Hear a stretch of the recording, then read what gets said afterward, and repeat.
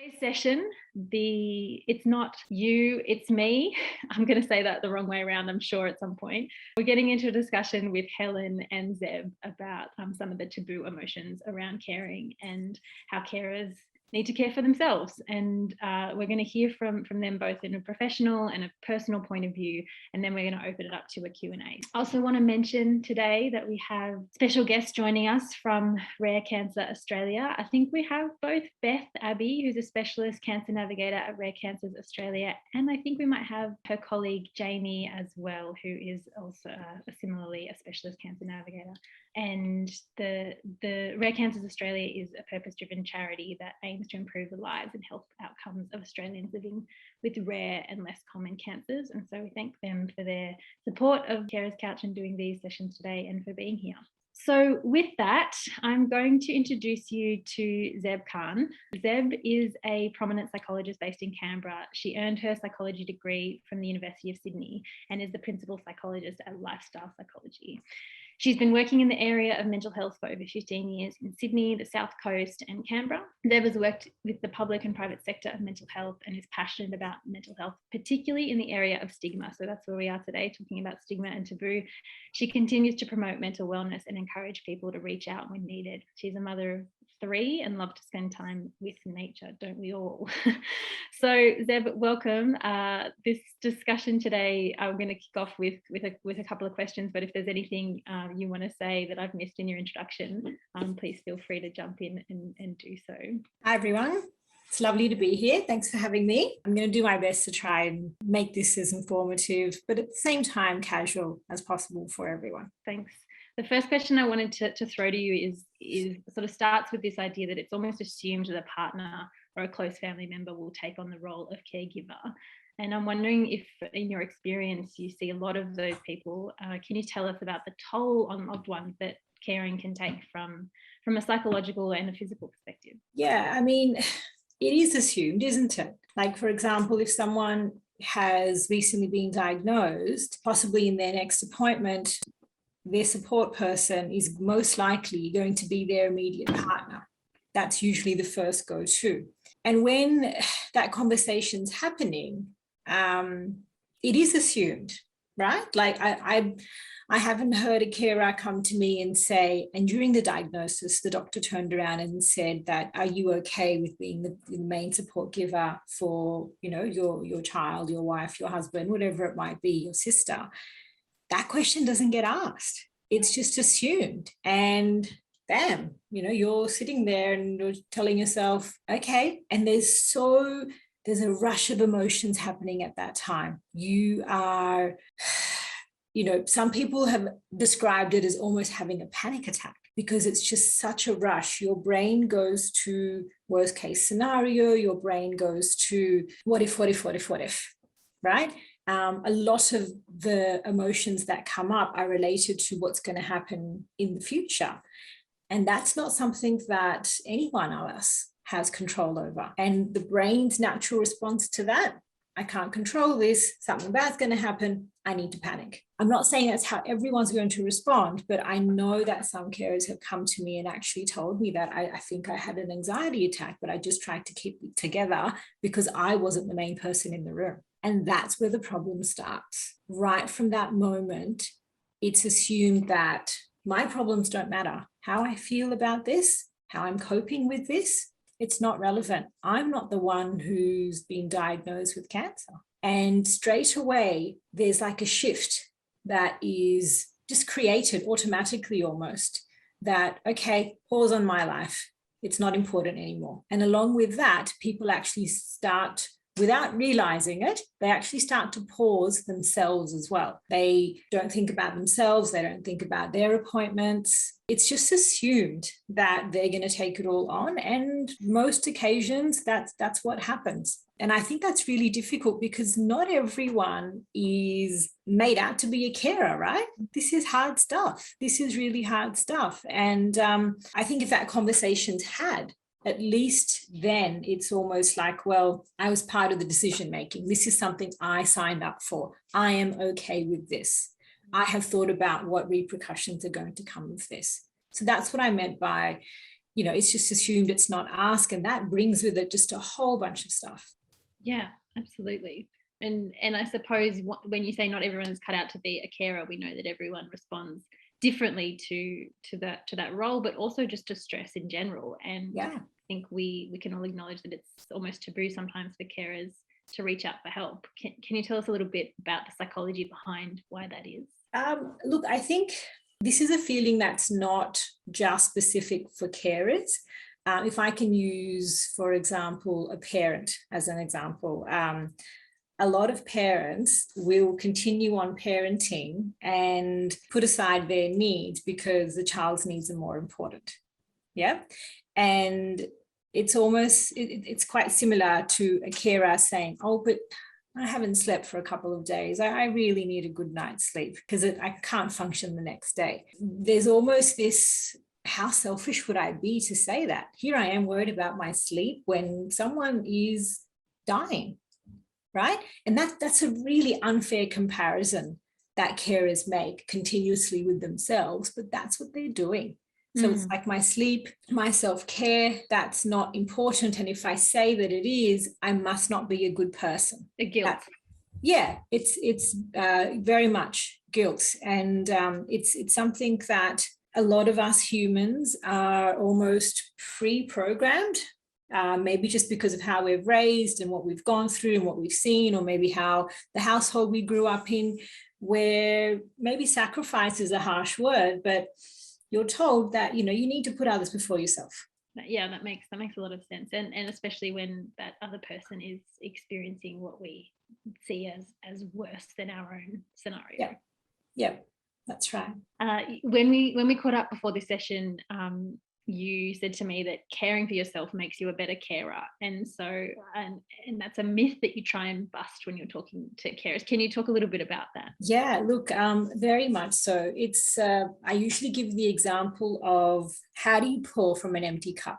How do you do that? And, sometimes I if someone comes into the therapy rooms, I will actually hold a cup and I'll have a couple of other cups around them. And I'm like, well, here's a little bit for work, and here's a little bit for your kids, and here's a bit for your husband, and here's a little bit for the mother that you're looking after. And here's your glass. What can you tell me about it? Oh, it's empty. Okay. How's that going to be for you then? How are you going to look after you? And it's almost, but that's not important, right? And it's okay to pour and to look after others. There's nothing wrong with that. But you've got to refill your own cup as well. Yeah. When you're a better carer, when you're in a better mind frame, when you're looking after yourself, 100%, you're going to be more of a resource to the person that you're looking after. Yeah, absolutely. Yeah. That's almost a really nice segue into introducing Helen, but we will come back to you, Zeb, because it's quite a unique opportunity for us to have an insight into what maybe gets said in behind closed doors with a psychologist like yourself, because there is a lot that carers won't say to their friends and family that you might hear. So I want to circle back to some of those insights you might be able to share with us. But at first, I just would like to introduce Helen. Helen Santamaria became a carer in 2016 when her husband Michael was diagnosed with metastatic bowel cancer at the age of 35. They've been together for 20 years, and at the time of Michael's diagnosis, their son Elliot was 5 and their daughter Gemma was 3. Helen cared for Michael through every stage of his cancer journey, including the end of his life, all while keeping going with everyday life, including her career, household chores, caring for 2 young children, and many other commitments. Helen, thank you so much for being here today, for agreeing to join us on the couch, and for telling us about your personal experience as a carer. Thanks for inviting me. I want to jump in with this idea that when your loved one gets diagnosed, in your experience, it was the whole family that gets diagnosed. And can you tell us a bit about what that experience was like for you? Yeah, that's exactly right. When Michael was going through his initial symptoms, which we didn't know ended up being cancer, we were there with him and we noticed him unwell, the kids and I. And when he was diagnosed on that day, I was holding his hand. So the devastation wasn't only for him, it was mutual kind of sadness and feeling of, our heart dropped to the ground. And He was my other half, and he was the father of kids. So the kids were also noticed it. Daddy was suddenly unwell. He couldn't do the things that he used to do with them. And we had to explain to them why. So that it had an impact for all of us, not only mentally, but also in our day to day. It had an impact on my work. I had to leave behind a lot of things that I used to do for fun or, exercise, because I had to focus on caring for Michael. There was a lot of extra things we had to do. It was full on, especially at the beginning, a lot of doctor's appointments, and so it takes an emotional toll for everybody. Yeah, absolutely. Yeah. And you touch on that idea of losing a bit of yourself and your own life to someone else, and when you're caring, I suppose you get caught up in that world where you think of yourself and you don't have time. And I want to ask you, how did you find ways to put yourself first, or what was that journey like in terms of understanding that you needed to do that, and how you did that? Yeah, I think work really helped me stick to something. The fact that I kept working helped me stay focused on something for me and my career. There needs to be something that you hold on to and keep going. And I, for example, took the little moments. Say I had to walk the dog because he still needed to go for walks then. So that was my little 15, 20 minutes that I'd be able to go for a walk and take him out. And I was the one that had to do it, of course, because Michael wasn't well to do it and the kids were too little to do it on their own. But that was the moment that I took for myself to kind of meditate and think and breathe. There was other things like doing yoga, even if it's for just 5 minutes or 10 minutes a day, whatever moment you can get in your day to take a big breath and just empty your mind. That is the moment that you just take advantage of. But truly, honestly, there's not many, and you really need to take advantage of those little times throughout the day that you can, because you're almost running like a machine. As a carer, you do your daily things and then you take care of your sick loved one. I felt like I was almost like a machine, and I don't know where I got the energy, but I did. It was some kind of power from above that gave me all the strength to keep going. I look back now and I think, how did I do all of that? Thank you for sharing that. That autopilot. I'm sure, Zeb, you see lots of people that are in that stage, and coming to you is a moment for them to focus on themselves. I want to ask you another question, Helen, about the role of carer and playing the role of carer, and that when you stopped playing that role, you still needed to care for yourself. And whether it was during that time of being a carer or after, how did you find reaching out to others for help, and what were your experiences of people offering? Yeah, I'm very fortunate to have some really beautiful friends that offered a lot of help. It was a tricky situation for me because when Michael passed away, it's when lockdown started. So we weren't able to, see each other much, but there was days and there was moments, and I got a lot of support from friends and family. And, there'd be little things like, we get a cleaner for you so you can focus on, caring for the kids and for Michael on his last day. So can we, mow the lawn? My neighbors were beautiful and they'd come and mow the lawn once a month. So little things like that is important to, when people reach out and offer help, that you take their hand. Sometimes you feel overwhelmed with all the help that's coming, but it really does make a huge difference, because those are the moments where you don't think, well, mowing the lawn is a lot of work. And when you're caring for somebody and in the back of your head, you think, oh my God, my lawn, that's done. It's a little thing, but actually it's a huge thing. So my advice is to any carers, if anyone offers support, take it. And in regards to seeking support, I think it's also, I didn't actually seek much support. I was very fortunate that Carers Couch kind of appeared in my life through my work, and then in a conversation my situation came up, and that's how we connected. And there was a few very meaningful discussions where Carers Couch opened my eyes as to what was available for carers, and that I didn't even know. So yeah, it's important to find services like Carers Couch, because there is so much more support that carers can get that carers don't know throughout their journey, as we just focus on caring for our loved ones. So yeah, if we knew, perhaps I would have reached out earlier if I knew all the wonderful things that Carers Couch does. But yeah, when you're in that autopilot, it's hard to deviate. Yeah, absolutely. Thank you for sharing that insight, and thanks for also letting us know about the role that Carers Couch played. It's really nice to hear that you're able to find support there. And I want to take this moment to open it up to the audience and see if there are any questions. While you think about that, I will go back to Zeb with sort of a bit of a question to kick us off, which is this idea around what else might carers be struggling with from your perspective of the people that you speak to.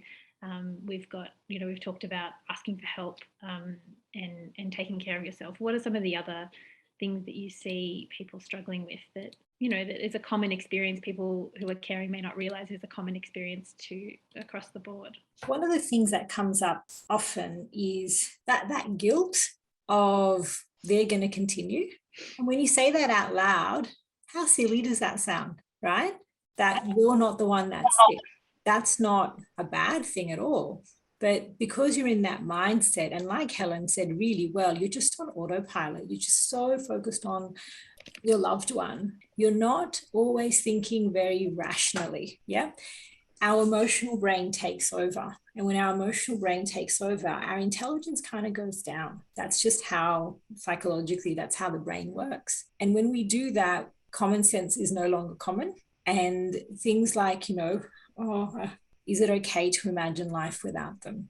Should I think about what I'm going to do without them? And when carers come to me, I actually say, have you thought about yourself? Because obviously they're coming to me as the client, right? So my focus is them. And then they find that almost a bit troubling. No, tell me how I can look after them. Aren't you here because you need help?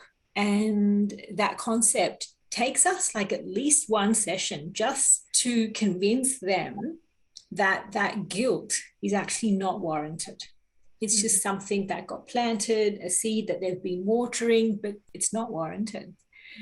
And once we get past that and they're actually starting to look at, well, I do need to think about myself, what other aspects of my life are going to change. So for example, those that have got children and starting to visualize a life, with or without that person and what that means for them. And these are really difficult conversations to have for some people. So some are very much okay. Some of them are, and a lot of it is also based on the experiences we've had in our life. If you've gone through, for example, some trauma or some adversities in your life, you may go one way or the other. One, you might be really resilient because you're like, yep, okay, I've been through worse, I'm going to be okay. Or the other way is it's bringing up the other stuff. I can't handle this. And again, your emotional brain takes over and your smart brain kind of disappears. So I try to get them to constantly bring their smart brain back. So like Helen said, when she went out and she took that dog for a walk, I'm going to say that walk was more important for her than the dog. Right. Because that was a time where she could just be, right? Just listening to the wind in the trees and just feeling the sun on your face, just walking, focusing on your breathing. When we're doing those things, we're being completely present. And when we're being completely present, we're actually not thinking about two things. We're not thinking about the future and we're not thinking about the past. We're just being. And that's incredibly peaceful, right? So when people sort of flag off, it's just a walk. What's that going to do for me? How's it going to change life? It's like, it's not going to change life, but it's going to make you it's going to put you in a better headspace to be able to deal with that life. Yeah, absolutely. Thanks, Zeb. That's really insightful. And I just want to let both know that there's some really great comments in the chat. And one is from Valerie, saying that it's great to hear and share these experiences because it normalizes what we have or what we are going through. And she can, Valerie said she can relate to being on autopilot, Helen, as you said, and sort of the superpowers that get you through, although at the time you sort of don't realize. I also have a couple of questions for you, Helen, from Emma, who first of all says, thanks for being so open and vulnerable. So I just want to reiterate that. Thank you for your openness and your generosity in sharing your experience. Emma's questions are around some of the ways in which you were supported by friends and family, and also how you navigate grief with your own children. Just feel free to take both of those or one of those. Yeah, thanks for the questions, Emma. I think helping me take time out, that's what friends and family did a lot. So often someone would come and they would come over and just celebrate a birthday. So I wasn't alone doing that. Or for example, they would shout me out to have a treatment at a spa, and another friend would care for the kids. So they really helped me take that time out that I would try to do when I did walk my dog every day, but in a more meaningful way and for a bit longer, because I think specifically my friends that were just my friends, and of course they knew Michael, but they were my friends. They really understood and worried about me. And the friends that were more Michael's and that we shared had more of a focus on Michael. So that was then a little bit different. But yeah, some friends organized to have meals delivered, which was really nice because I just could focus on, when we had one of those weeks where Michael had to go to chemo and I had to take him and was really hectic. I didn't have to worry about making meals at the end of the day after work and caring for Michael and picking the kids up. So that was really helpful. So those were some little things that friends did. And I think how to navigate grief with the kids. We were very transparent with the kids, and there was this conversation about grief yesterday, and I was listening very attentively yesterday. It's been hard with the kids, but we've been very open with them since the beginning. Even if they were little, we were very, very clear with them of what was happening. So they, in a way that a child can understand, but we thought it was important for them to know because they realized, it was too difficult to hide how unwell Michael was. So it was important that they knew, and we're kind of still learning to manage grief. There's ups and downs. I think time helps you manage it better. It never kind of goes away. There's always grief there, and there's moments where it's almost like a wave, and you just got to ride it and keep going with it. And there'll be, when a birthday comes up or Christmas comes up, or you're looking at your picture, something will pop up on your phone. So there's always those moments, and I just think time is really helpful. We make a point of talking about Michael as much as we can, and remembering the fun times we had together, not the sad times. So I think that's one of the things that I really want to do with the kids and continue to do, and that they enjoy. So, but there is grief, and there's moments the kids will say, I miss daddy, or, they'll get a bit sad, and we just talk about it and very open with them about it. Thanks for sharing that, Helen. I wonder, Zeb, if you have anything to sort of add from your perspective of seeing people who go through that. Yeah, what I really liked about what Helen said there is that she was open with her children, but she was open in a child-friendly way. And that's really, really important, because if we're talking to a 5-year-old, their biggest threat is mum or dad's going to leave me. And when you're telling them that's happening, it's like their world is upside down. And as a child, they're psychologically built very different to us as adults, because they don't understand, not all children can understand that concept. So I really like the fact that you were able to explain it to them in a language that they could understand, in a language where, they didn't feel threatened. And what I really loved is that even now you're encouraging the children to speak. And that's so important, because when children, or any of us really, right, when we kind of bottle up all those emotions, what happens? What happens is one day, boom, we explode. Yeah, it comes out in a way which is not very healthy. And I've seen sometimes, people say, oh, my son's coming to me and he's really missing, playing sports with his dad. What do I do? And I just try to distract him. And I said to her, look, when you're distracting your child, you're just dismissing what they've said. I miss throwing the ball around with dad. Oh, okay, well, let me get you one of those throw ball catcher things. I know she means well, right? She's trying to help him. But saying something like, oh, buddy, yeah, that must be tough. That must be really hard. And then, like you said, talking about those happy moments that you had together, celebrating the good times. Why not? And everyone deals with grief very differently. But from what I've seen, there's more problems where that grief is hidden, where those emotions are put away or buried with the person. That's where I've actually seen some real serious issues come up in the family that's left. Thanks. Helen, you were nodding along. Did you have anything you wanted to add? No, I agree. I think there's some such valid points there. It's important to acknowledge feelings of children. And, if my children at any point say, I miss doing this with daddy, I try to help do the same thing. And I say, look, I'm not going to do it like daddy did it, but I'll give it a go. I'm not going to surf with you, but, I'll get someone else to go and surf with you, maybe. And, I've even started skateboarding now, which is kind of cool. So, yeah, I think it's important to always acknowledge and never dismiss any comments and talk about things.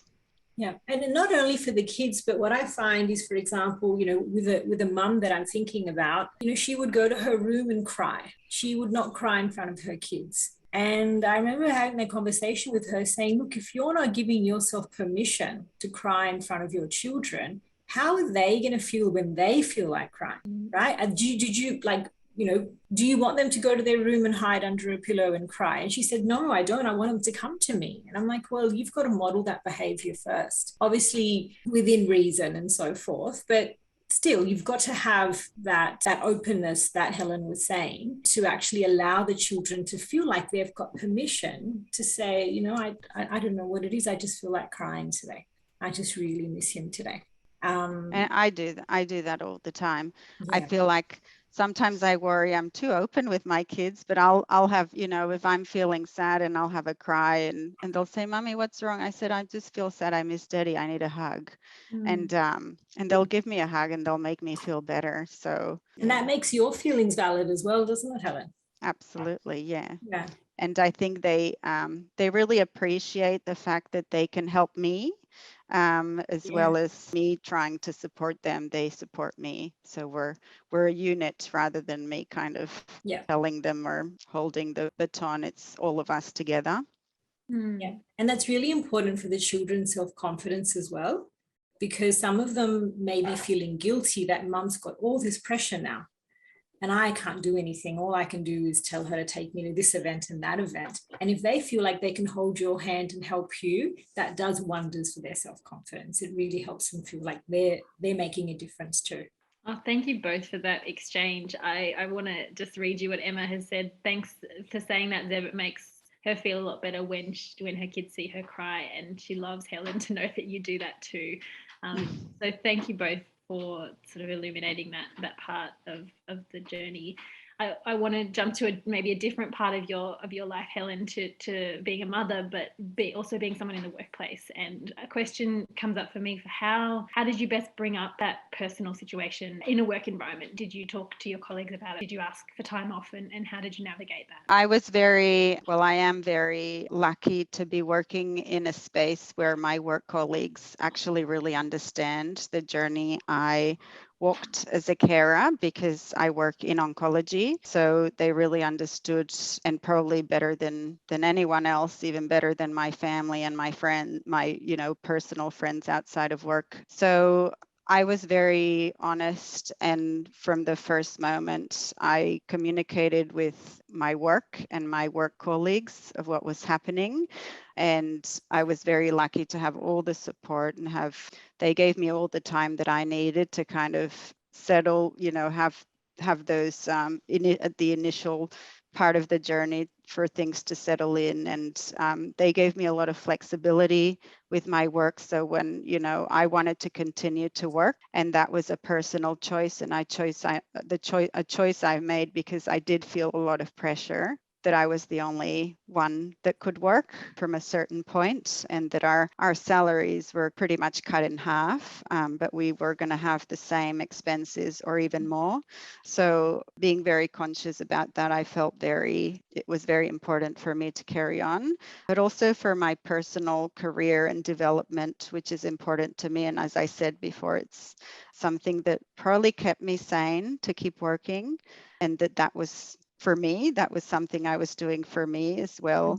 So yeah, I was very, very lucky in that sense that I had a lot of flexibility. If I did need to take time off, which I did often, I could take that time off. And yeah, a lot of understanding from my work colleagues.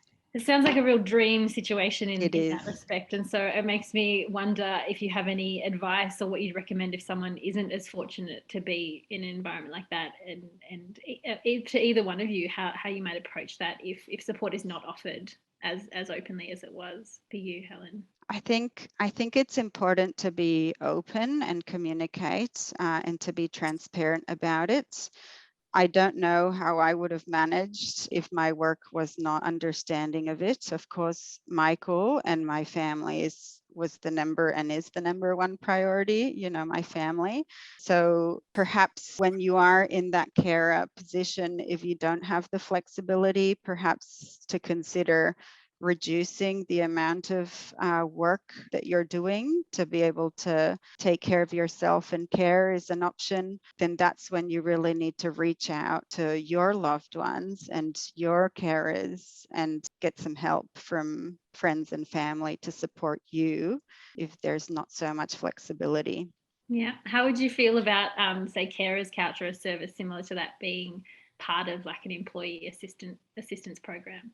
That would be ideal, actually, and it would be amazing. And in fact, we had Carers Couch present just a couple of weeks ago internally at our company, and that is very possibly something that might be happening, because it is so important to have that support and to be offered a service that sometimes you don't even know it's there unless you're referred to it from somewhere, or because I just found out because I was in this space of work environment that got me to know who Martina was and Carers Couch was, and I was fortunate. So I think that would be fantastic and ideal. Thanks for that. Zeb, do you have anything to add to people navigating that sort of work carer balance? Yeah, I think look, work, like Helen was saying, it's almost like a bit of an escape, isn't it? It's that little bit of my world which is still normal, and that's actually really lovely if someone can continue that. It's something for them.